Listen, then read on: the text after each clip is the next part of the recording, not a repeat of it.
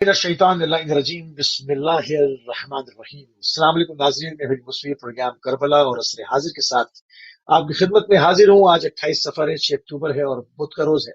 परवरदिगार की बारगाह में दुआ गो भी हूँ और पुरुमीद भी हूँ कि पूरी दुनिया में आप जहाँ कहीं भी होंगे सदक़े में मोहम्मद वाले मोहम्मद अलैहिस्सलाम के खैर और आफियत से होंगे। नाज़रीन, जैसे कि आपके इल्म में है कि आज शहादत इमाम हसन मुश्तबा का दिन है और इसके ऊपर एक खुसूसी प्रोग्राम का हमने कल जो है अनाउंस भी किया था कि इसके ऊपर एक खुसूसी प्रोग्राम होगा कल, जो क्योंकि आज का दिन मखसूस है रसूल खुदा की शहादत से भी और इमाम हसन मुश्तबा अलैहिस्सलाम की भी शहादत से भी। तो कल का जो प्रोग्राम था गुज़िश्ता शब हमने रसूल खुदा सल्लल्लाहु अलैहि वसल्लम पे गुफ्तगू की थी। आज जो है वो मखसूस इमाम हसन मुश्तबा अलैहिस्सलाम के लिए वक्त रखा है और इस मौजू के ऊपर बात करने के लिए हमारे साथ मौजूद है हिंदुस्तान से अल्लामा सैयद कल्बी अब्बास रिजवी साहब।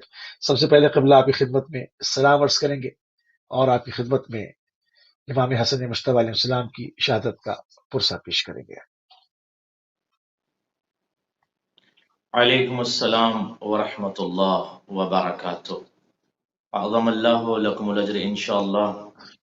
नबियों के सुल्तानो सरदार की शहादत का पुरसा और सिब्ते पैगम्बर हजरत इमाम हसन मुश्तबा अलैहिस्सलाम की शहादत का भी पुरसा आलम बशरियत की खिदमत में और हुज्जत ज़माना इमाम ज़माना अलैहिस्सलाम की खिदमत में पेश है। जज़ाकल्लाह क़िबला, जज़ाकल्लाह। और नाज़रीन, बिल्कुल बिला फासला जो है प्रोग्राम का आगाज करते हैं और थोड़ी सी तमीदी गुफ्तगू से हमेशा प्रोग्राम का आगाज किया जाता है ताकि तमाम जितने भी हमारे देखने और सुनने वाले नाजरीन हैं उनको जो है वो अपने साथ लेकर आगे बढ़ा जाए और मुख्तलिफ जहतों के ऊपर भी जो है वो गुफ्तगू की जा सके, क्योंकि तारीख से, मंतिक से, इल्म कलाम से, हदीसों से, अदिल्ला कुरानी से, इन तमाम चीज़ों से जो है वो इस प्रोग्राम में इस्तेफादा किया जाता है। तो क़िबला इमाम हसन मुश्तबा अलैहिस्सलाम का आलमी पैगाम बयान फरमाइए क़िबला। औज़ु बिल्लाहि स्समीइल अलीम मिनश शैतानिर लईनिर रजीम। बिस्मिल्लाहिर रहमानिर रहीम। हाज़रीन, नाज़रीन, मुशारिकीन, मुश्तरकीन, मुशाहिदीन, मुस्तमीईन, होल्ड फरमाइए। अज़्ज़मल्लाहु लकुमुल अज्र इंशाअल्लाह। खुदा आप सबको सलामत रखे और आप सबकी अज़ीम तरीन इबादत को कबूल फरमाए और अज़ीम तरीन इबादत की जज़ा अजर अजज़ल इनायत फरमाए। अगर इजाज़त हो तो मैं नाज़रीन की खिदमत में मौला इमाम हसन अलैहिस्सलाम का अज़ीम तरीन वो पैगाम कि वाक़ईन जिस पैगाम को पूरी दुनिया के सामने पेश होना ज़रूरी है और उस पैगाम से पूरी दुनिया आज भी इस्तिफ़ादा और इस्तेनारा अगर करे तो फिक्री इनकलाब आ सकता है। जी अर्ज़ करूँ आपकी खिदमत में। बिस्मिल्लाह क़िबला, बिस्मिल्लाह। अजीज़ों, शहीद अल-मस्मूम इमाम हसन अलैहिस्सलाम यक़ूल हलाकुन नास फी सलास। मौला इमाम हसन यूनिवर्सल आलमी पैगाम दे रहे हैं जहान बशरियत को कि हलाकुन नास फी सलास, तीन की वजह से लोग हलाक हो जाएंगे। ये तीन क्या चीज है? अमराज हैं, ये तीन बीमारियां हैं, ये तीन मुहलिक और ऐसा जिसको कह लें कि मुहलिक ये बीमारी है कि जिसकी वजह से इंसान हलाक हो जाएगा। यक़ूलुल हसन अलैहिस्सलाम हलाकुन नास फी सलास, तीन चीजें अगर इंसान के अंदर पाई जाएं या इन तीनों की वजह से इंसान हलाक हो जाएगा। पहली चीज क्या है? मौला इमाम हसन अलैहिस्सलाम जहान बशरियत को बचाना चाहते हैं किब्र से, ईगो से। मौला फरमाते हैं अल किब्र। याद रखें कि दुनियाए बशरियत को पैगाम देते हुए इमाम हसन अलैहिस्सलाम ने जहान इंसानियत को यह पैगाम दिया कि किब्र अपने अंदर ना आने देना, गुरूर अपने अंदर ना आने देना, ईगो अपने अंदर ना आने देना। क्यों मौला? کا ہلاک الناس فی ثلاث الکبر والحرص والحسد، اگر یہ تین بیماریاں یا تین چیزیں انسان کے اندر آ جائیں گی تو ان تینوں کی وجہ سے انسان ہلاک ہو جائے گا۔ پہلا جو مسئلہ ہے وہ ہے کبر کا، وہ ہے ایگو کا، ایگو سے بچنا ہے، غرور سے بچنا ہے، تکبر سے بچنا ہے۔ دیکھیں ایگو اگر انسان میں آ جائے تو انسان ہلاک ہو جائے گا۔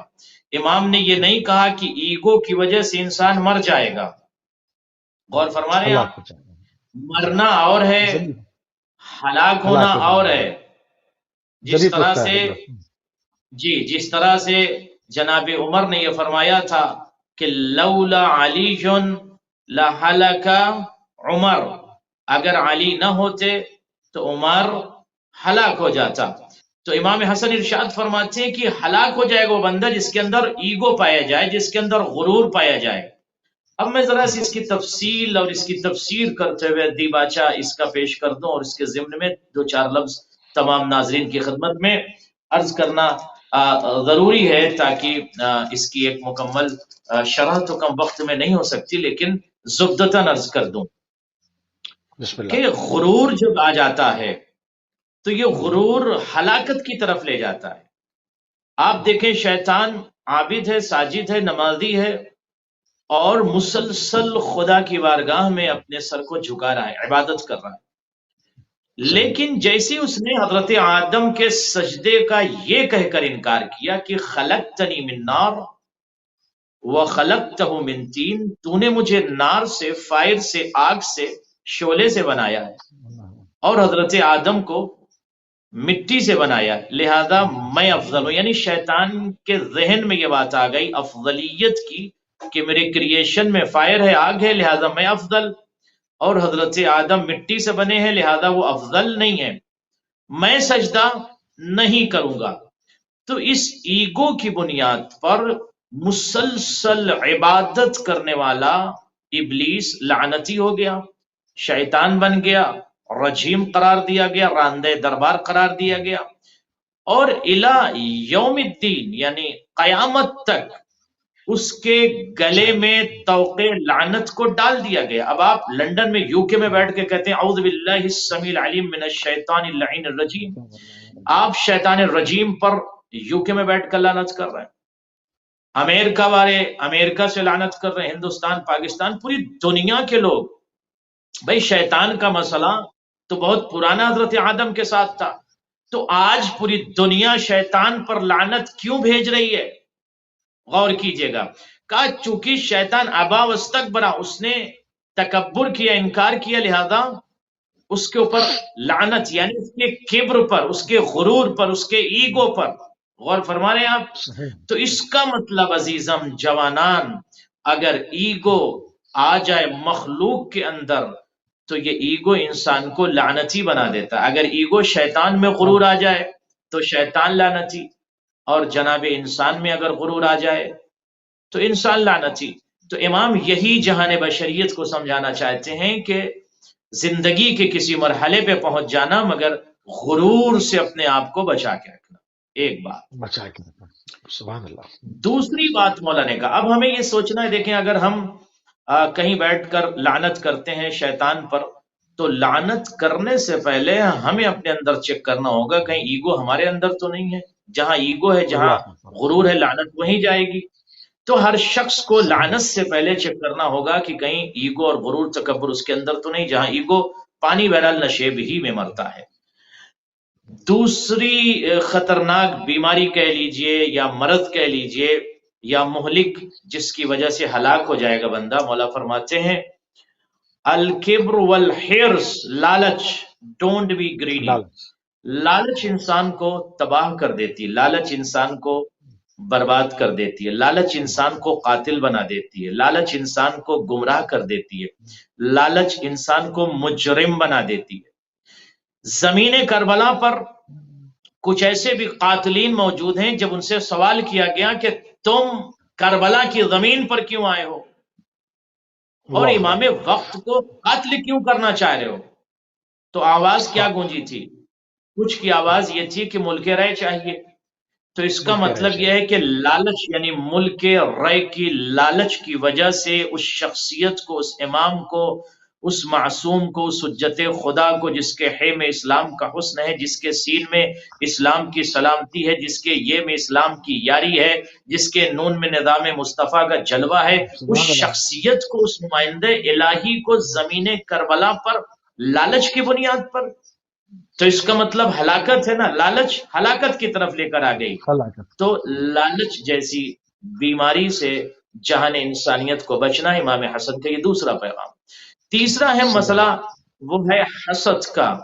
حسد جو ہے انسان کو مارتا نہیں ہے، صرف ہلاک کر دیتا ہے۔ یہ قلب عباس کا جملہ نہیں ہے، بلکہ امام وقت، امام کائنات، معصوم کائنات، حجت کائنات، مفسر کائنات، نور کائنات، تعزیز کائنات، تبجیل کائنات، توقیر کائنات، حضرت امام حسن علیہ السلام کا یہ جملہ ہے۔ لہذا ہمیں بہتر طریقے سے سمجھنے کی ضرورت ہے کہ وہ شخصیت ارشاد فرما رہی ہے کہ جس کے زبان پر، لسان پر، کلام پر، بیان پر، گفتگو پر، سینگ پر اسرار الہی، راز الہی، آیت الہی، ارادہ الہی کا پہرا ہے، وہ شخصیت کلام کر رہی ہے کہ جہان بشریت کو لالچ سے بچنا ہے۔ اور تیسری خطرناک چیز ہے وہ ہے کیا؟ حسد۔ حسد جو ہے انسان کو مارتا نہیں، ہلاک کر دیتا ہے، ہلاک کر دیتا ہے۔ جی ہاں، حسد ہلاک کر دیتا ہے۔ اب اگر ایک انسان حاجی ہے، نمازی ہے، پرہیزگار ہے، مسلسل نماز پڑھ رہا ہے، حج بھی کر رہا ہے، مگر اگر اس کے اندر حسد آ جائے تو کیا وہ انسان جہنم میں جائے گا، ہلاک ہو جائے گا؟ جی ہاں، دلیل کیا ہے سنیے۔ الحسد یاکل الایمان کما تاکل النار الحطب۔ ناظرین اس فقرے کو، اس حدیث کو، اس پیغام کو، اس میسج کو غور سے سنیے گا، اور اپنی حیات کے دیباچے کو، اپنے زندگی کے شعبے کو، سیکشن کو، اپنی حیات کی کائنات کو بچانا ہے حسد سے۔ اگر حسد سے نہ بچائیے گا تو ہلاکت ہے۔ مرسل اعظم نے ارشاد فرمایا حسد ایمان کو کھا جاتا ہے۔ کیسے کھاتا ہے؟ جیسے آگ لکڑی کو کھا جاتا ہے۔ اگر آگ لگ جائے لکڑی میں تو لکڑی کا وجود ختم ہو جاتا ہے۔ تو میں زبدتاً یہ جملہ عرض کر دوں، مزید تفسیر اور تشریح میں نہیں جاؤں گا۔ تو اگر حسد دل میں آ جائے، مملکت ایمان میں اگر حسد آ جائے تو ایمان تو ختم ہو جائے گا نا، ایمان تو جل جائے گا نا۔ جب ایمان ختم ہو جائے گا تو انسان ہو گیا بے ایمان، اور جب بے ایمان ہو گیا تو کہاں جائے گا؟ جہنم میں جائے گا۔ تو نماز، نہ روزہ، نہ حج، نہ زکوٰۃ، نہ خمس، کوئی عمل اس کا قابل قبول نہیں ہوگا حسد کی بنیاد پر۔ تو یہ تین چیزیں ہیں۔ پہلا جو مرض ہے وہ ہے کبر، بشر کو بچنا ہے غرور سے، ایگو سے، دوسرے لالچ، اور تیسرے حسد سے بچنا ہے، ورنہ ان تینوں کی وجہ سے بشر ہلاک ہو جائے گا، تباہ ہو جائے گا، برباد ہو جائے گا۔ جی بالکل صحیح ہے۔ عالمی پیغام امام حسن مجتبی علیہ السلام کا جناب علامہ سید قلب بس آپ پیش فرما رہے تھے، اور ساتھ میں جو ہمارے ساتھ کالرز آئے ان کی خدمت میں عرض کر دیں کہ تھوڑا سا ہولڈ فرما لیا کریں، تو پھر آپ کو پروگرام میں شامل کیا جائے گا، کیونکہ بیچ میں سے قبلہ کی بات کو روکنا مناسب نہیں ہے۔ تھوڑا سا ہولڈ فرما لیں تاکہ آپ کے سوالوں کو بھی پروگرام میں شامل کیا جائے، اور جو لوگ شامل ہونا چاہتے ہیں وہ موضوع کے مطابق آئیں گے تو ان کے سوالوں کو اور کالز کو بھی شامل کیا جائے گا۔ قبلہ تھوڑا سا آگے بڑھتے ہیں، اور امام حسن مجتبی علیہ السلام نے جو جناب خضر کے سوالوں کے جواب دیے، اس کی کیا، اس حوالے سے کیا فرمائیں گے آپ؟ اس کی کیا تفاصیل ہیں؟ جزاکم اللہ خیر الجزا۔ یہ بہت ہی اہم واقعہ ہے، اور میں یہ سمجھتا ہوں کہ اس پر جہاں امت کو یا امت اسلامیہ کو اور دنیا کے تمام لوگوں کو غور کرنے کی ضرورت ہے کہ ہم ہمیشہ یہ عرض کرتے ہیں اور عرض کرتے رہیں گے کہ معصوم امام زمین پر آ کر امام نہیں بنتے، بلکہ منصوص من اللہ وہ ہوتے ہیں، اور خلقتاً معصوم ہوتا ہے، خلقتاً معصوم امام ہوتا ہے، اور امام جو ہے وہ معصوم ہوتا ہے، زمین پر آ کر کوئی امام نہیں بنتا۔ امام حسن علیہ السلام کی عمر تقریباً 4 یا 5 سال کی ہے۔ کتنی عمر ہے امام حسن کی؟ 4 یا 5 سال کی عمر ہے۔ نبیوں کا سلطان و سردار، سلطان انبیاء، جلال انبیاء، سرکار انبیاء، زبدہ جمال کائنات مسجد نبوی میں تشریف فرما تھے۔ صحیح شمع رسالت کے پروانے بھی وہاں بیٹھے ہوئے تھے، اصحاب و انصار بھی بیٹھے ہوئے تھے۔ فراع النبی الاکرم صلی اللہ علیہ وآلہ وسلم، نبیوں کے سردار نے دیکھا کہ ایک شخصیت جو ہے وہ تشریف لے آئی۔ صحیح اتنا بڑا پیغمبر اٹھ کر کھڑا ہو گیا اس شخصیت کے لیے، اور اس کے بعد اس شخصیت نے سلام کیا۔ سلام کرنے کے بعد حضرت پیغمبر اکرم صلی اللہ علیہ وآلہ وسلم نے پوچھا آپ نے کیوں زحمت فرمائی ہے؟ جواب دیا اس شخصیت نے کہ کچھ مسئلے یا کچھ مسائل پیش آ گئے ہیں جن کے جوابات چاہیے۔ اب آپ یہاں پر دیکھیں کہ نبیوں کے سلطان و سردار، یا یوں کہہ دوں کہ زبدۃ الانبیاء، نبضۃ الانبیاء، سردار انبیاء، سرکار انبیاء اگر چاہتے تو خود مسائل کے حل ارشاد فرما دیتے، مگر دنیا بشریت کو ایک پیغام بھی دینا ہے۔ امام حسن علیہ السلام آغوش پیغمبر میں بیٹھے ہوئے تھے۔ اس وقت نبیوں کے سلطان نے، نبیوں کے سردار نے، وارث شریعت و طٰہٰ و یاسین و مزمل و مدثر نے اس شخصیت سے فرمایا کہ اگر آپ مناسب سمجھیں تو اس بچے سے سوالات جو آپ کے ہیں وہ کر لیجئے۔ اس شخصیت نے آغوش میں لیا امام حسن کو، مسجد کے ایک گوشے میں گئے، اور جانے کے بعد بہت دیر تک سوالات کرتے رہے۔ سوال کرنے والا کون ہے؟ نبی حضرت خضر سوال کر رہے ہیں، کس سے؟ امام حسن علیہ السلام۔ عمر کتنی امام حسن کی؟ 5 سال، 4 یا 5 سال، میکسیمم 5، 4 یا 5 بس۔ سوال کرنے والا کون؟ حضرت خضر علیہ السلام۔ اور اشارہ کس نے کیا؟ نبیوں کے سردار نے، کہ اس بچے سے سوال۔ بہت دیر تک سوالات کرتے رہے جناب خضر۔ سوالات جب مکمل ہو گئے، واپس آئے، پھر امام حسن کو نبیوں کے سردار کی آغوش میں دے دیا۔ مسکرا کے نبیوں کے سردار نے پوچھا آپ مطمئن ہیں اس بچے کے جوابات سے؟ جواب ملا حضرت خضر کا، جی ہاں بالکل مطمئن ہوں اس بچے کے جوابات سے۔ اب آپ سوچیں کہ اس کم عمر، جس کو دنیا بچہ سمجھ رہی تھی، لیکن بچہ نہیں بلکہ امام کائنات ہوتا ہے، وہ بڑی بڑی شخصیت کو دے رہا ہے، سوالات کے جوابات دے رہے ہیں۔ اب میں نے یہ دیباچہ اس لیے عرض کیا کہ آگے بہت ساری ایسی گفتگو آئے گی جس میں اس واقعے کے زبدے سے انشاءاللہ استفادہ کیا جائے گا۔ تو شخصیت امام حسن کا اندازہ آپ علمی طور پر اگر لگانا چاہیں تو اتنی بڑی شخصیت کو امام حسن کہتے ہیں، جن سے حضرت خضر علیہ السلام مسائل پوچھنے آئے تھے۔ جی سبحان اللہ، سبحان اللہ، سبحان اللہ۔ تھوڑا سا قبلہ تاریخ کو، اب ذرا تاریخ کی طرف جاتے ہیں اور تاریخ کو کھولتے ہیں، کیونکہ اس کے اندر ایک عرصے سے جو ہے وہ ہمیشہ ہر صدی میں یہ جرم ہوتا چلا آیا کہ حقیقت نہیں بتائی گئی۔ کیا کوئی جنازہ کبھی دفن ہونے کے لیے گیا ہو اور تیروں سے اس کو چھنی کیا ہو اور خون میں کفن سرخ ہوا اور واپس آیا ہو؟ نہیں بتایا جاتا۔ وہ زہر، پہلے زہر کہاں سے آیا، کس نے منگایا، ان تمام چیزوں پہ جو ہے وہ تاریخی حوالہ جات کے ساتھ مستند ترین گفتگو اس وقت آپ سماعت فرما رہے ہیں۔ قبلہ تاریخ کی طرف تھوڑا سا بڑھتے ہیں تیزی کے ساتھ کہ حاکم وقت کا امام حسن علیہ السلام کے خلاف جو سنگین معاملہ تھا، اس کی ذرا سی تفصیل بیان فرمائیے کہ تاریخ کیا کچھ لکھتی ہے، اور طرفین کی تاریخ سے ہو تو زیادہ بہتر رہے گا، تاکہ ہم اگر اپنے ہی مشرب سے صرف گفتگو کریں گے تو وہ دوسرے کے لیے حجت نہیں ہوگا۔ تو بہتر یہ ہے کہ قبلہ کالر کو بھی ہم شامل کریں۔ جی بسم اللہ، بسم اللہ۔ السلام علیکم ورحمۃ اللہ۔ وعلیکم السلام موسی بھائی، علیہ السلام مدد۔ علیکم السلام وعلیکم مدد۔ بسم اللہ اسٹارٹ پر صاحب۔ قبلہ صاحب کو اگر میری آواز جاتی ہے تو ان کو بھی میرا السلام علیکم یا علیہ السلام مدد۔ قبلہ صاحب اللہ تعالیٰ آپ کی توفیقات میں اضافہ فرمائے۔ موسی بھائی آپ کی خدمت میں بھی، اور تمام دیکھنے اور سننے والوں کی خدمت میں، اور بالخصوص امام زمانہ علیہ السلام کی خدمت میں جزاک اللہ پاک محمد صلی اللہ علیہ وسلم پیش کرتے ہیں۔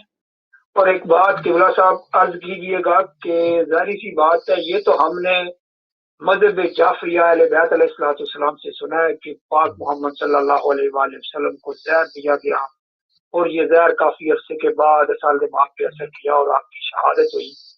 تو جو امت کلمہ نبی کا پڑھتی ہے وہ تو صرف آنے کی خوشیاں تو مناتی ہے، لیکن ظاہری سی بات ہے ظاہری دنیا سے پاک محمد تو رخصت ہوئے، تو وہ دن کیوں نہیں بتاتی، اور خاص طور پہ امام حسن علیہ السلام کو زہر دینے والی جودہ بنت اشد، جس کو معاویہ نے تیار کیا اور یزید کی ماں نے تیار کیا، اور معاویہ بن ابو سفیان نے یہ سازش چل کے امام حسن مجتبیٰ علیہ السلام کو قتل کیا۔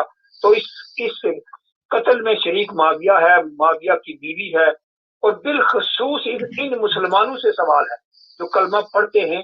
تو امام حسن مجتبیٰ علیہ السلام کا جنازہ جب گھر سے نکلا تو تیر برسانے والا یا برسانے والی وہ خچر پہ بیٹھ کے جا کے جس نے تیر برسائے تھے وہ کون تھی، کون لوگ تھے، کنہوں نے امام حسن علیہ السلام کے جنازے میں تیر برسائے اور پاک امام کا جنازہ واپس گھر پہ آیا۔ یہ تو بڑی دردناک کہانی ہے، لیکن مسلمانوں خدا کا خوف کرو، معاویہ کے پیچھے چلنے والوں اور یزید اور ابو سفیان اور ان لوگوں کے پیچھے چلنے والوں جنہوں نے اہل بیت کو ستایا، وہ قیامت کے دن آپ ان کے ساتھ انشاءاللہ کھڑے ہوں گے۔ ہم اہل بیت سے محبت اور مودت کا اظہار کرتے ہیں، اور دشمن اہل بیت معاویہ بن ابو سفیان اور یزید بن معاویہ اور ان جیسے ہزاروں لاکھوں کے اوپر لعنت ہو، خدا کی لعنت ہو، رسول کی لعنت ہو۔ دعاؤں میں یاد رکھیے گا۔ خدا حافظ۔ مولا علی مدد جزاک اللہ اشتیاق بٹ صاحب، بہت شکریہ، اور آپ کے سوال کو بھی شامل کرتے ہیں۔ قبلہ شخصیات مدینے میں کون تھی جہاں تیر برسائے جا رہے تھے اور تمام چیزیں، بہرحال حاکم وقت کا امام کے خلاف جو سنگین ترین معاملہ ہے اس کی تفصیلات میں انشاءاللہ یہ تمام چیزیں، ان کے سوالات بھی آئی جائیں گے، وہ بیان فرمائیے قبلہ۔ جی دیکھیں، امام علی علیہ السلام کے زمانے سے اگر آپ ذرا سا اس احوال پر نظر کریں تو آپ کو اندازہ ہوگا کہ کتنے منابر سے میں نے خود یہ پڑھا ہے باقاعدہ، اور کتب مسلمین کہہ لیں، کتب اہل سنت کہہ لیں، اپنے برادران ایمانی کی کتب میں دیکھ لیں، موجود ہے میرے پاس سارے ریفرنسز، کہ منابر سے حضرت علی بن ابی طالب پر سب و شتم، یا یوں کہہ دوں کہ گالیاں دلوائی جاتی تھیں۔ اب آپ تصور کریں کہ 70,000 منابر کا استعمال کیا گیا صرف اور صرف علی کی مخالفت کے لیے ایک۔ اس کے بعد بچوں کو باقاعدہ کھیلنے کی چیزیں دی جاتی تھیں، اور جب وہ بچے اس سے مانوس ہو جاتے تھے تو ان چیزوں کو چھین لیا جاتا تھا۔ تو جب بچے روتے تھے تو جواب دیا جاتا تھا کہ علی نامی شخص، یعنی بچوں کے دلوں میں بھی علی کے لیے نفرت پیدا کرنے کی کوشش کی جا رہی تھی۔ تو اب آپ سوچیں کہ سب و شتم یعنی گالیاں، اور آج ہم بہت ہی احتیاط سے کام لیتے ہیں، اور قاتل پر کھل کر یوں کہہ دیں کہ لعنت نہیں کرتے، احتیاط کرتے ہیں، ورنہ پوری دنیا کے سامنے اس وقت میڈیا کا دور ہے، اور ہمارے برادران اہل سنت کے بہت سارے متکلمین، مقررین، خطبہ، ذاکرین، علماء اب اس بات کا اعتراف کرنے لگے ہیں، اور یہ بات کو لکھنے لگے، اور باقاعدہ پرانی کتب میں بھی مذکور ہے، مکتوب ہے کہ امام حسن علیہ السلام کا قاتل معاویہ ابن ابی سفیان ہے۔ اب میں ذرا سا کتب راوندی سے میں ایک روایت کو نقل کر رہا ہوں۔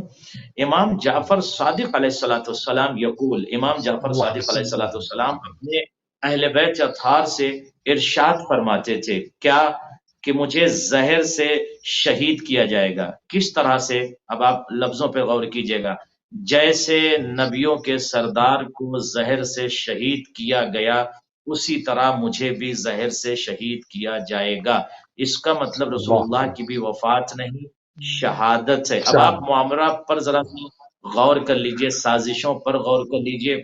ولایت کا جب اعلان ہوا غدیر میں، وہاں سے کس طرح سے منافقین نے دشمنی کی اور کس طرح سے نبیوں کے سلطان و سردار کو قتل کر ڈالا زہر کے ذریعے۔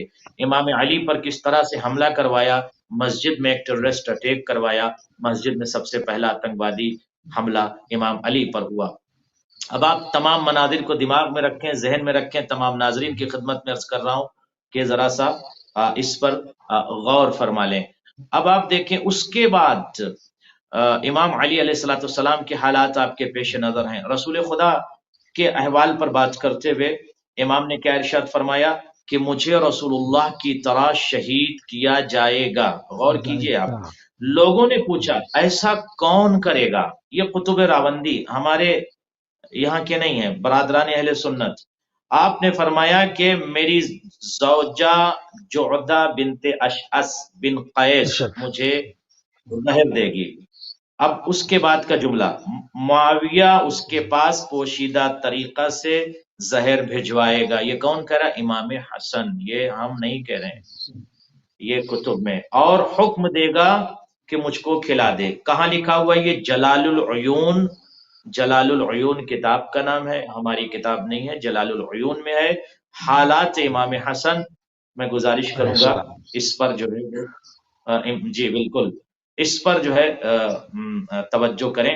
اس کے علاوہ اب ہم یہاں پر ذرا سا آ کر روایت جو بیان کی گئی ہے دیگر تمام کتب میں، اور بہت ساری کتب ہیں، اگر آپ کہیں تو میں تفصیلی، مگر چونکہ وقت نہیں ہے، بہت سارے کتب اور حوالہ جس کے اندر یہ بات مکتوب ہے.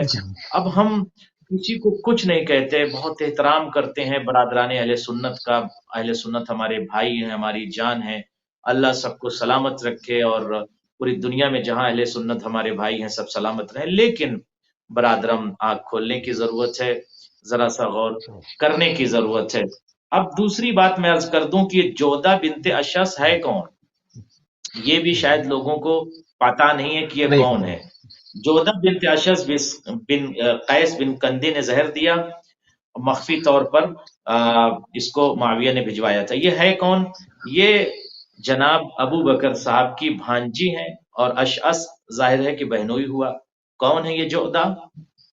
ابو بکر صاحب کی بہن کی لڑکی ہیں، جعدہ بنت اشعث. یعنی ظاہری طور پر جس نے زہر دیا، جس نے امام حسن کو قتل کیا، وہ ابو بکر صاحب کی بھانجی جعدہ بنت اشعث. جی تو یہ چونکہ مجبوری ہے، کتاب میں لکھا ہوا، ہم کسی کو کچھ کہہ تو نہیں رہے ہیں، ہم ایک احوال پر بات کر رہے ہیں جو ہمارے برادران اہل سنت نے اس بات کو لکھا ہے. تو اگر ہم غور کریں، مروج الذہب مسعودی کو دیکھیں، دیگر تمام کتب کو دیکھیں، طبع مصر کو دیکھیں، استیاب کو دیکھیں، اور اس کے علاوہ ابن حدید المعتزلی کو دیکھیں، بہت ساری کتب کے حوالے میرے پاس موجود ہیں.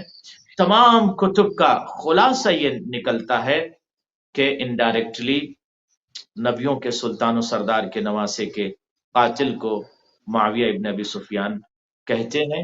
اور یہ ہم نہیں کہہ رہے ہیں، برادران اہل سنت. اور اس کے علاوہ اگر بہت ساری کتابیں ہیں جس کو خود برادران اہل سنت نے کوٹ کیا ہے. اب بات آ گئی کہ سازشیں امام کے خلاف جو سازشیں ہو رہی تھی، اس پر آپ غور کریں تو دولت کا بھرپور استعمال کیا جا رہا تھا. اچھا، یعنی وہ جو دولت کا جی پیس ٹریٹی سائن ہوئی تھی اس دور میں، کیا اس کی کسی بھی شق کے اوپر عمل نہیں کیا گیا؟ ساری وائلیٹ ہوئی ہیں؟ نہیں جو بھی دیکھیے، کبھی کبھی لوگ یہ کہہ دیتے ہیں اور یہ سوال کرتے ہیں. مجھ سے بھی امریکہ میں کسی نے پوچھا تھا کہ صلح امام حسن علیہ الصلوۃ والسلام نے کیوں کی. اس کا تفصیلی جواب ہے اور تفصیل طلب جواب ہے، لیکن میں اس کا ایک خلاصہ عرض کر دوں کہ حالات ایسے تھے کہ امام علیہ الصلوۃ والسلام کے مخلصین بہت کم تھے. زیادہ تر افراد کو معاویہ ابن ابی سفیان نے دولت کے ذریعے سے خرید لیا تھا، اور اکثر شیعان علی کو قتل کرا دیا تھا، قید کرا دیا تھا. یہ میں نہیں کہہ رہا ہوں، خود کتب کہہ رہی ہے، تواریخ عرب کہہ رہی ہے. ابن عساکر کو پڑھ لیجئے، دیگر کتب کو پڑھ لیجئے، ہمارے برادران اہل سنت کی کتب کو پڑھ لیجئے. ہمارے بھائی اہل سنت خود یہ ارشاد فرماتے ہیں کہ حاکم شام نے، ابو سفیان کے فرزند نے، یزید کے باپ نے شیعان علی کا قتل کروایا، اور اس کے علاوہ زیادہ تر لوگوں کو دولت سے خرید لیا تھا. کسی کو شمشیر کے نیچے رکھ لیا، کسی کو مسجون کر دیا. تو حالات ایسے تھے کہ صرف چند افراد تھے. اور اگر آپ ذرا دیباچے پہ غور کر لیں، حجر بن عدی الکندی کون ہے؟ ان کی شخصیت کا اگر آپ اندازہ لگائیں تو حجر بن عدی الکندی ایک غریب، اور 1000 سال کے بعد آج بھی دشمنی نہ گئی، اور جناب حجر کی قبر کو دوبارہ شگافتہ کیا گیا. مطلب یہ مطلب سامنے کی باتیں ہیں جس سے کہ تمام چیزیں سمجھ میں آ سکتی ہیں جی، ان اگر غور کریں سلفی حضرات نے سلفی لوگوں نے یہ کیا تھا کہ ان کی قبر کو بلکہ جناب عمار جن کی قبر مبارک رقہ میں موجود ہے، ان کی قبر مبارک کو بھی زمیندوز کیا تھا، انفجار کیا تھا، تفجیر کیا تھا، بلاسٹ کیا تھا وہاں پر، اور حجر بن عدی الکندی کی قبر کو کھودا تھا۔ تو میں ذرا سے ایک ڈیباچ عرض کر دوں کہ حجر بن عدی الکندی جو امام حسن کی محبت میں اور امام علی کی محبت میں ڈوبے ہوئے تھے، ان کے ساتھ بھی یہی کیا تھا۔ آپ کو کال کال ہے شامل تو کر کال لیں۔ لے لیں۔ جی بسم اللہ۔ السلام علیکم ورحمۃ اللہ۔ السلام علیکم ورحمۃ اللہ۔ السلام علیکم جی رحمت جی کون میرے بھائی، کہاں سے؟ جی پاکستان سے۔ السلام علیکم جی، آپ کو اور علامہ صاحب کو سلام پیش کرتا ہوں۔ علیکم السلام ورحمۃ اللہ، فرمائیے میرے بھائی۔ جی بھائی، میں تو ابھی بالکل تازہ استقامت میں آیا ہوں کجافیہ میں۔ اچھا ماشاء اللہ۔ تو میں نے کچھ سوال میرا یہ ہے کہ یہ بتائیں جو یہ قرآن کی آیت ہے اصحاب الجنہ اور اصحاب النار، اس کے بارے میں تھوڑی سی روشنی ڈال۔ اصحاب الجنہ و اصحاب النار۔ جی جی اچھا ٹھیک ہے، کس سے مراد کیا آپ یہ جاننا چاہتے ہیں؟ جی جی، بڑی مہربانی۔ بہت شکریہ، پروگرام دیکھتے رہیے، جزاک اللہ۔ السلام جی قبلہ، ان کی بات کو بھی بیچ میں شامل کر لیجیے گا انشاءاللہ۔ جزاکم اللہ۔ دیکھیے آیت کے اگر ہم منطوق کو دیکھیں اور مصادیق کو دیکھیں تو آیت کے مصادیق ہمیشہ بہت ہی وسیع ترین ہوتے ہیں۔ آیت ہمیشہ جو ہے وہ کبھی کبھی کسی ایک فرد کے لیے نہیں ہوتی، بلکہ تمام اس مصادیق کو اپنے وجود میں سمیٹ لیتی ہے۔ فرض کیجئے کہ اصحاب الجنت ہے، تو اصحاب الجنت یعنی جنت کے افراد، وہ افراد جو جنتی ہیں، وہ افراد جو صراط اہل بیت پر یا صراط مستقیم پر ثابت قدم ہیں، ظاہر ہے کہ وہ اصحاب جنت یعنی جنت والے لوگ ہیں۔ اور جو دوسرے افراد ہیں کہ جن کو جہنم میں جانا ہے، یعنی اصحاب جہیم کہہ لیجئے، اصحاب نار کہہ لیجئے، تو ان کا اطلاق وہ افراد کہ جنہوں نے مثلا نفاق سے کام لیا۔ اگر ہم دوسری آیت کو اگر دیکھیں تو آیت یہ آواز دیتی ہے کہ منافقین، ان المنافقین، اگر ہم دیکھیں آیتوں کو دیکھیں، حدیثوں کو دیکھیں، تو منافقین کے لیے جو آیت کا زبدہ ملتا ہے، خلاصہ ملتا ہے کہ منافق جہنم کے سب سے نیچے والے طبقے میں رہیں گے۔ تو اس کا مطلب اگر کوئی شخص اسلام کا دعویٰ کرتا ہے، مسلمان ہونے کا دعویٰ کرتا ہے، بٹ منافق ہے، تو وہ جنت کی بو نہیں سونگ پائے گا، وہ جہنم میں، اور جہنم کے نیچے طبقے میں، تو ظاہر ہے وہ بھی اصحاب نار ہیں۔ تو اس بات کی طرف ہمیں ہمیشہ متوجہ رہنے کی ضرورت ہے کہ معیار جو ہے توحید کے بعد رسالت ہے، اور رسالت کے بعد جو ہے وہ امامت ہے، اور امامت کا سب سے اہم جو مصداق یا اہم پیغام ہے امامت کا یا اہل بیت اطہار کا، وہ ہے قُل لا اسألکم علیہ اجرا الا المؤدۃ فی القربى۔ تو جنتی وہی شخص ہوگا یا جنت کی خوشبو وہی سونگے گا جو عشق اہل بیت میں ڈوبا ہوا ہوگا۔ جی ٹھیک ہے قبلہ، حاکم وقت کے حوالے سے بات ہو رہی تھی، جو ایگریمنٹ بھی تو میں ایک عرض طرف کر رہا ایگریمنٹ تھا کیا گیا، حجر بن عدی پہ کا اس طرح سے حجر بن عدی الکندی کو شام میں جب گرفتار کر لیا گیا، اب آپ دیکھیں کس طرح سے امام حسن کے ساتھیوں کو، ان کے چاہنے والوں کو گرفتار کیا جاتا تھا، دولت کی پیشکش، دولت قبول نہیں کرتے تھے تو سر کاٹ لیا جاتا تھا۔ اور یہ سامنے کی مثال اس لیے پیش کر رہا ہوں کہ جو ابو سفیان کے بیٹے یزید کے باپ معاویہ نے کیا، اس کو سن لیجئے، اور جو میں یہ پیش کر رہا ہوں یہ صرف اور صرف اپنی کتاب سے نہیں، اپنی کتاب سے مجھے پیش کرنے کی ضرورت نہیں ہے، بلکہ ہم اسے دوسروں کی کتاب سے پیش کر رہے ہیں۔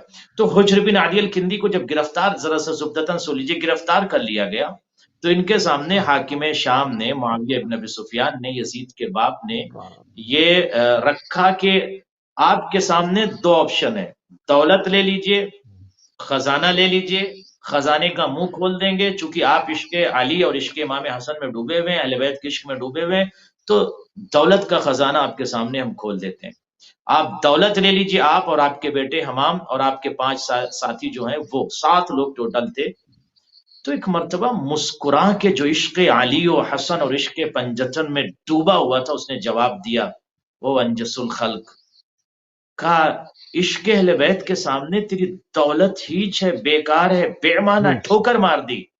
تو فوراً جو ہے ادھر سے جواب ملا کہ ہم تمہارے سروں کو کاٹ کر زمین شام پر پھینک دیں گے، تمہیں قتل کر دیں گے، تمہارے لاش کے ٹکڑے ٹکڑے کر دیں گے، اور تمہارے لاش پر ہم اس پر گھوڑے بھی دوڑائیں گے۔ اب آپ دیکھیں کہ رسوا کرنے کے لیے یا مزید ظلم کی انتہا جب ہوتی تھی تو عرب میں گھوڑے دوڑائے جاتے تھے۔ تو حجر بن عدی الکندی نے کہا کہ نہیں، مجھے دولت، تیری دولت نہیں چاہیے، تیرا ساتھ نہیں چاہیے، تیرا خزانہ نہیں چاہیے۔ کہا تمہارے جوان بیٹے کو تمہارے سامنے قتل کر دوں گا۔ کہا قتل کر دے۔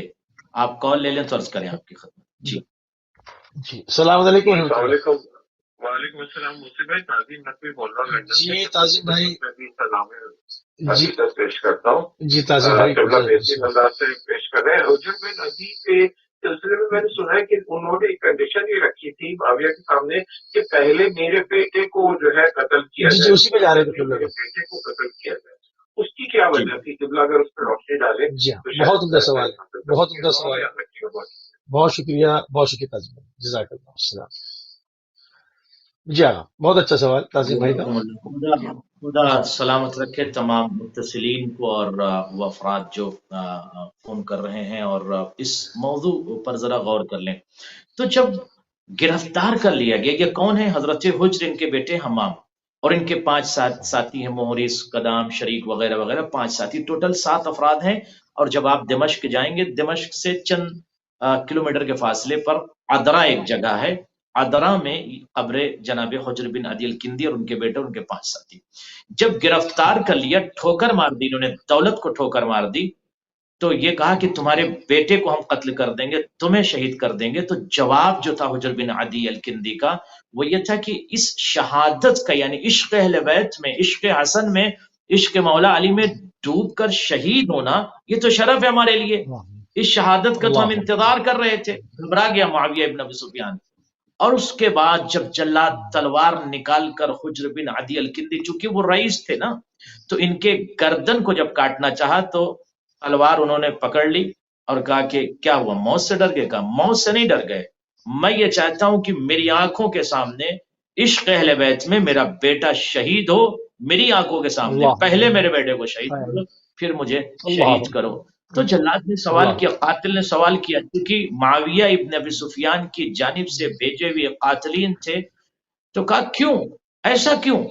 کہا اس لیے کہ میں یقین و اطمینان کی منزل میں ہوں، میں معرفت کی منزل میں پرواز کر رہا ہوں، میں عشق اہل بیت میں ڈوبا ہوں۔ جس صراط پر، جس عشق کے دریا میں میں غوطہ لگانا چاہتا ہوں یا غوطہ لگانے جا رہا ہوں، میں چاہتا ہوں اسی عشق کے دریا میں میرا بیٹا، یعنی عشق اہل بیت میں میری آنکھوں کے سامنے، تاکہ میں یقین اور اطمینان کے ساتھ اس دنیا سے جاؤں کہ میرا بیٹا بھی عشق اہل بیت میں شہید ہوا۔ تو سخت منزل ہے جوان بیٹے کی قربانی پیش کرنا، جبکہ ایک طرف خزانہ کھلا ہوا ہے، مگر خزانے کو ٹھوکر مار دی، تو بیٹے کو شہید کیا، جی 5 حجر کو شہید کیا اور 5 ساتھیوں کو شہید کیا۔ تو ٹوٹل 7 افراد ایسے تھے جنہوں نے دولت کو ٹھوکر مار دی عشق اہل بیت کے مقابلے میں، جنہوں نے سب کچھ ٹھکرا دیا اور یہ جملہ کہا کہ تیری دولت کے سامنے علی کی محبت، اور کہاں تیری دولت ہیچ ہے، بے معنی بیکار ہے۔ اب ایک جملہ میں جو عرض کرنا چاہتا ہوں، یعنی یہ عشق میں ڈوب کر جو حجر نے قربانی پیش کی، اس کے لیے جملہ جو پیش کر رہا ہوں کہ شام میں چونکہ میں 17 سال رہا ہوں، تو عرب علماء یہ ارشاد فرماتے ہیں، میں نے کتاب میں بذات خود میں نے نہیں پڑھا اس لیے میں عرض کر رہا ہوں، مگر علماء عرب کے مومنین یہ کہتے ہیں، شام کے مومنین عرب علماء یہ کہتے ہیں کہ یہ جملہ بہت مشہور ہے علی کی بیٹی کا، کہ میرے زائرین جب آپ شام آئیں تو میرے چچا حجر بن عدی الکندی کو سلام کرنے ضرور جائیں۔ تو آپ دیکھیں علی کی بیٹی جس شخصیت کو سلام کرے، اس شخصیت کو حجر بن عدی الکندی کہتے ہیں۔ تو اس طرح کی خطرناک معاملے اور سازش ہوتی رہی مخلصین کے ساتھ بھی، شیعان علی کے ساتھ بھی۔ جی بالکل صحیح. تھوڑا سا جو ہے وہ قبل ہمارے بچوں کے ٹائم جو ہے محدود ہو رہا ہے، اور چند جملات جو ہے وہ مولا امام حسن علیہ السلام کی بارگاہ میں مسائب کے بھی ہونے ہیں. تو ایک عقدہ رہ گیا، اس کو بھی کھولتے ہیں کہ امام حسن علیہ السلام کا جو ہے وہ مطلب ان کو زہر کتنی بار دیا گیا؟ کیا یہ ایک ہی بار دیا گیا، اس سے زیادہ اس سے پہلے بھی دیا گیا؟ اور زہر لایا کس طرح سے گیا، کس طرح سے پہنچایا گیا؟ یہ ساری کیا کاروائی ہو رہی ہے اور کب سے ہو رہی تھی؟ دیکھیے، جب امام علی کو علیہ الصلوۃ والسلام کو قتل کرنے میں ابو سفیان کا بیٹا کامیاب ہو گیا، قتل کروانے میں یا قتل کرنے میں انڈائریکٹلی، اس کے بعد جو ہے امام علی کی شہادت کے بعد امام حسن علیہ الصلوۃ والسلام کو قتل کرنے اور کچھ اور افراد کو قتل کرنے کی جی پلاننگ ہونے لگی. جی آپ کال لیں. قبلہ کال لے لو. جی السلام علیکم ورحمۃ اللہ. وعلیکم السلام وسیع بھائی، علیکم مدد. جی مولا علی. بس ایک بات کہنی تھی قبلہ صاحب کی خدمت میں، ماشاء اللہ اللہ تعالیٰ کی توفیقات میں اضافہ فرمائے. جناب حجر بن علی کی بات کی تو میری آنکھیں تر ہو گئی. قبلہ صاحب میں پتہ نہیں کتنے سال پہلے کی بات ہے، بالکل میری چھوٹی بچی تھی، شاید 4 سے 5 سال کی. اسے ایک تکلیف تھی ادھر یو کے میں، تو جب ہم فیملی لے کے گئے تو ہم جب وہاں حاضری دی جناب حجر بن علی، تو کسی سیدزادی یا وہ اٹھتے تھی جو انہوں نے کہا کہ اس وقت قبلہ صاحب میں آپ کو بتاؤں کہ میرے اندر جو ہے نا سنیت تھی، میں سنی تھا، تھوڑا تھوڑا اس طرح گناہ تھا. تو کسی نے کہا کہ جناب حجر بن علی کی قبر مبارک کے ساتھ زنجیریں لگی ہوئی ہیں، شاید آپ میری تصدیق کریں گے، تو اس کے ساتھ اپنی بیٹی کو باندھ دو اور یہاں طواف کرتے رہو تو وہ بیماری. تو قبلہ صاحب یقین مانے، آج میری بیٹی ان کے صدقے سے 17 سال کی ہو گئی ہے. وہ واپس آ کے یو کے میں اس میں مبتلا نہیں ہوئی، نہ ڈاکٹر کہتے ہیں کہ یہ ختم ہو گئی. سبحان اللہ. یہ بڑے معجزے ہیں. یہ بتایا اس لیے جاتا ہے، یہ عقیدے کی بات ہوتی ہے کہ جس جناب حجر بن علی کو پاک بی بی زینب سلام اللہ کی جو آئے جاری وہ ان میرے چچا کو سلام کریں تو کیا رتبہ ہوگا. اللہ اکبر. سلام ہو جناب حجر پر. اللہ تعالیٰ آپ کو سلامت رکھے. جزاک اللہ. میری فیملی، میرے بچوں کے لیے دعا کیجیے گا، اللہ ہمیں اس سال جو آ رہا ہے نا کہ ہمیں حاضری صلی اللہ کی توفیق دے. بڑی کوشش کر رہے ہیں انشاءاللہ، وہ بھی ضرور انشاءاللہ دعا کیجیے گا. جزاک اللہ. جزاک اللہ مولا علی. جزاک اللہ. جزاک اللہ. جی قبلہ تھوڑا سا وقت محدود ہو رہا ہے. قبلہ زہر کے حوالے سے کہاں سے آیا، کس نے منگایا، کس طرح سے پہنچایا گیا؟ سخت منزل ہے اور سخت الفاظ بھی ہیں، اور مشکل ترین لمحہ ہوتا ہے کہ اس طرح کے احوال پر گفتگو کی جائے.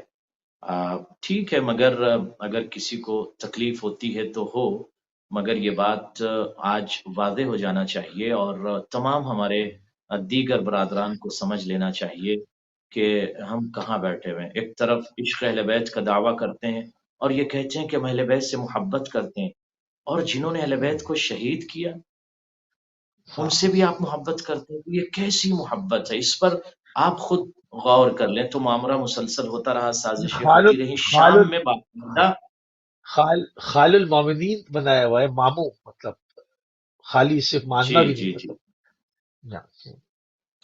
تو باقاعدہ نشست ہوتی رہی. میں عرض یہ کر رہا ہوں کہ باقاعدہ نشست ہوتی رہی، اور اس بات کو خود برادران ایمانی کی کتابوں میں دیکھا جا سکتا ہے کہ نشستیں ہوتی رہی، معاملہ ہوتا رہا، عساکر کو جمع کیا گیا، افراد کو جمع کیا گیا، لوگوں کو خریدا گیا، اور ایک مرتبہ نہیں کئی مرتبہ اگر آپ دیکھیں تو میں نے یہاں تک تو باقاعدہ مسلسل سنا ہے کہ ایٹ لیسٹ 20 یا 27 مرتبہ امام کو قتل کرنے کی کوشش کی گئی زہر کے ذریعے سے.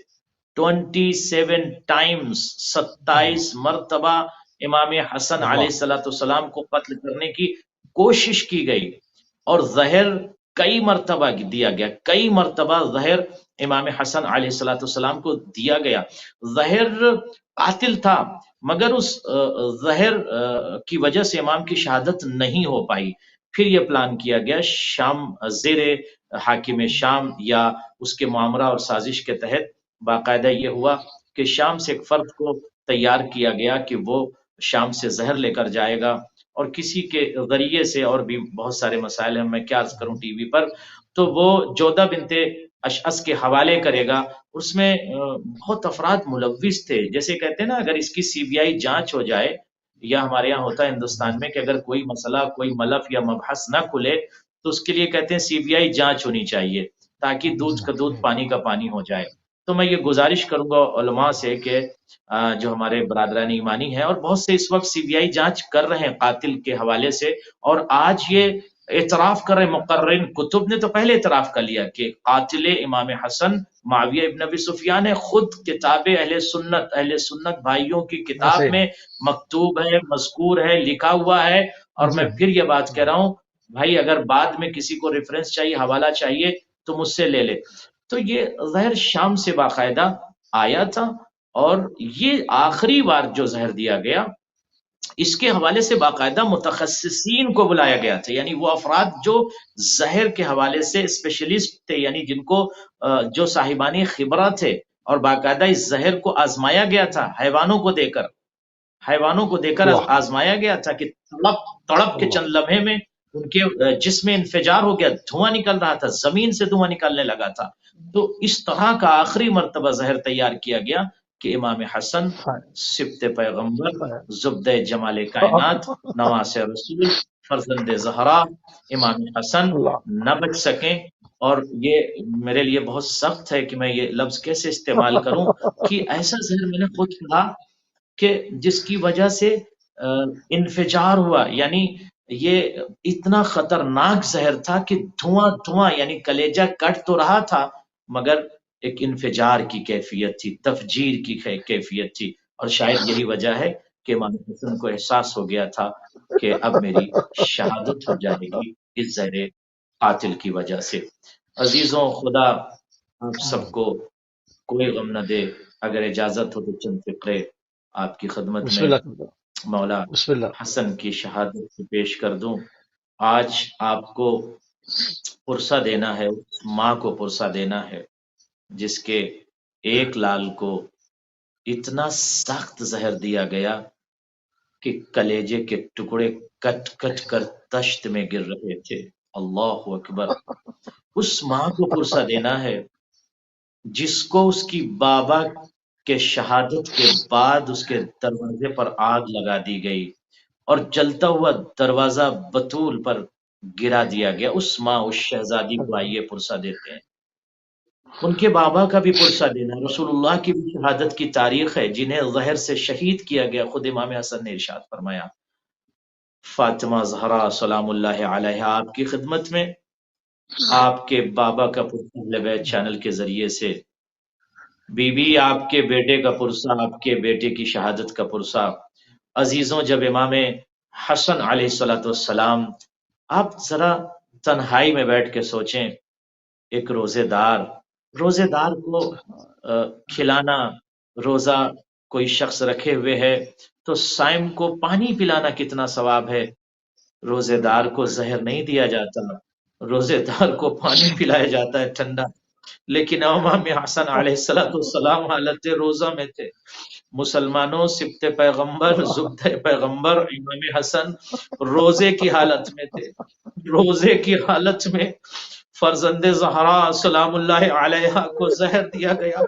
جیسے امام حسن نے روزہ کھولا، امام نے کلیجہ پکڑ لیا اور کلیجہ پکڑ کر امام تڑپنے لگے.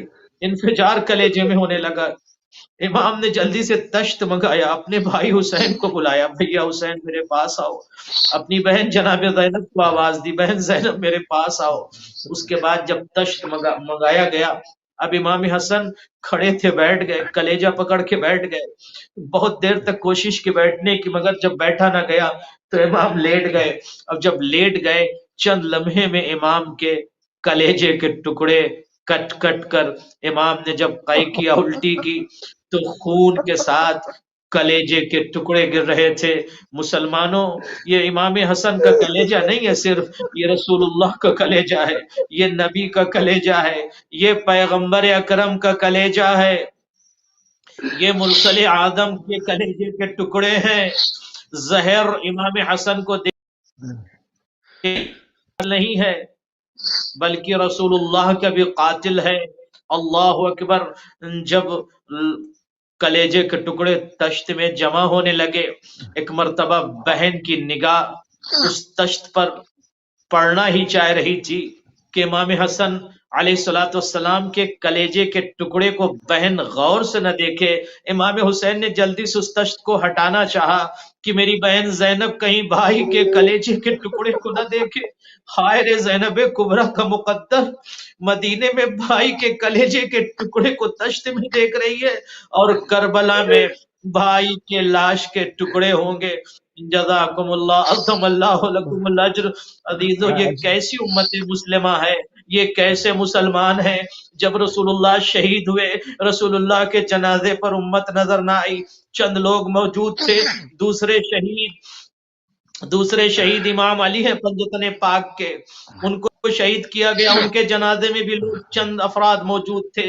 जज़ाकुमुल्लाह खैरल जज़ा। लेकिन उस इमाम अली की शहादत से पहले हज़रत बतूल, तीसरे शहीद इमाम अली, चौथे शहीद इमाम हसन, पांचवें शहीद इमाम हुसैन पंजतन पाक के जनाजे के साथ मुसलमानों ने क्या किया? रसूलुल्लाह के जनाजे के साथ क्या हुआ? बतूल के साथ क्या हुआ? इमाम अली के साथ क्या हुआ? इमाम हसन के जनाजे पर तीर बरसाए गए। कितना सख्त मरहला था। वाहिद जनाजा है दुनिया में मुसलमानों कि एक मर्तबा घर से जनाजा गया और इतने तीर बरसाए गए कि जनाजा फिर घर में लाया गया। बहन भाई के लाशे से तीर निकालती रही। पांचवा पंजतन पाक का जनाजा ज़मीन करबला पर था, जिस पर तीरों की बारिश हो रही थी। अला लअनतुल्लाहि अलल कौमिज़ ज़ालिमीन वसयअलमुल लज़ीना ज़लमू अय्युम क़ल्बिन यन्क़लिबून। इन्ना लिल्लाहि व इन्ना इलैहि राजिऊन। राजिऊन। जज़ाकल्लाह क़िबला, जज़ाकल्लाह। इंतहाई मशकूर हैं और इंतहाई ममनून है कि एक मरतबा फिर आप कीमती टाइम अहले बैत टीवी को दिया। नाज़रीन, शहादत रसूल खुदा व इमाम हसन मुज्तबा अलैहिस्सलाम को एक मरतबा फिर अपने